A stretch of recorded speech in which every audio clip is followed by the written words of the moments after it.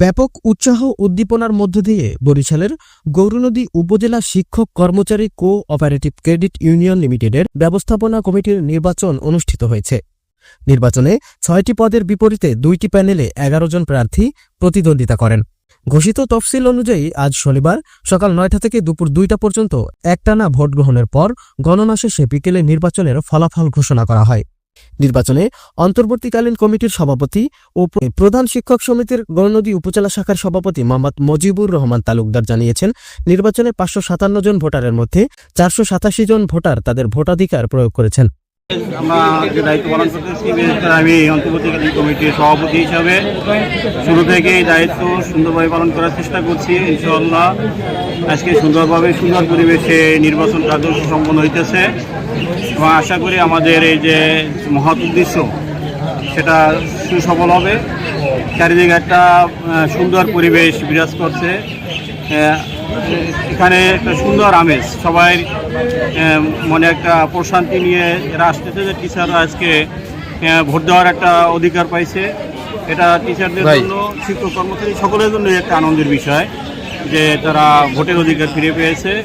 আশা করি এভাবে এই শিক্ষকদের এই ভোটের যে অধিকার, এটার মধ্যে দিয়ে এই দেশেরও একটা ভোটের অধিকার ফিরে আসবে আমরা আশা করি। তিনি আরও জানিয়েছেন, ভোটের মাধ্যমে চেয়ার মার্কার প্রার্থী এইচ.এম. ইলিয়াস ২৮৭ ভোট পেয়ে সভাপতি নির্বাচিত হয়েছেন।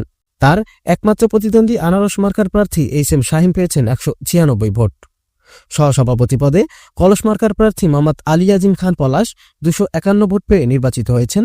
তার একমাত্র প্রতিদ্বন্দ্বী বই মার্কার প্রার্থী মোহাম্মদ শরীফুল ইসলাম পেয়েছেন ২২৮ ভোট।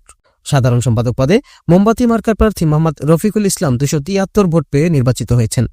তার প্রতিদ্বন্দ্বী মাস মার্কার প্রার্থী এস.এম. জাকির হোসেন পেয়েছেন ২০৩ ভোট। কোষাধ্যক্ষ পদে ফুটবল মার্কার প্রার্থী মোহাম্মদ ইদ্রিস হোসেন তালুকদার ২৫৪ ভোট পেয়ে নির্বাচিত হয়েছেন।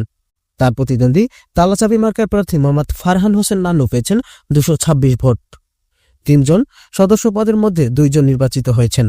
নির্বাচিত সাইকেল মার্কার প্রার্থী কে.এম. মিজানুর রহমান পেয়েছেন ২৬১ ভোট এবং মই মার্কার প্রার্থী মোহাম্মদ সুবাহান গোমস্তা পেয়েছেন ২৫৭ ভোট।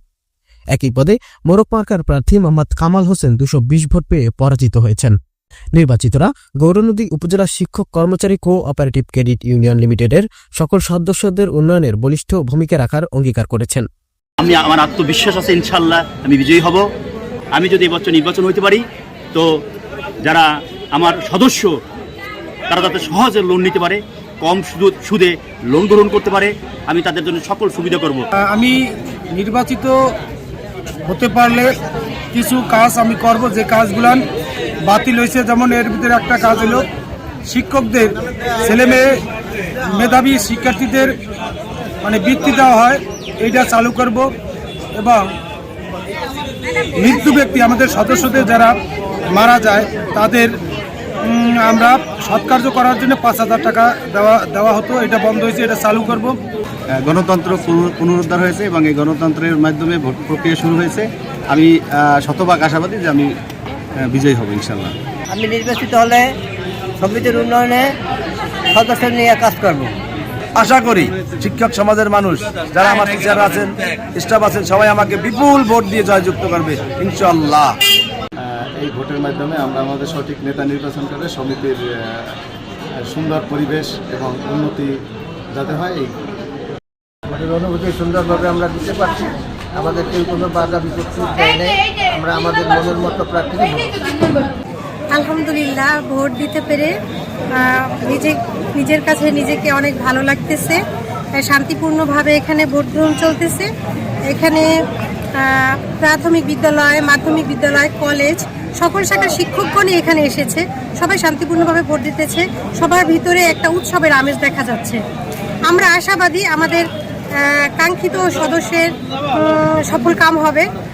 তথ্যের সত্যতা নিশ্চিত করেছেন গৌরনদী উপজেলা শিক্ষক কর্মচারী কো অপারেটিভ ক্রেডিট ইউনিয়ন লিমিটেডের নির্বাচন কমিটির সভাপতি ও উপজেলা সমবায় অফিসার আফসানা সাখী। আরিফিন রিয়াদ, স্মার্ট সংবাদ, নিউজ ডেস্ক।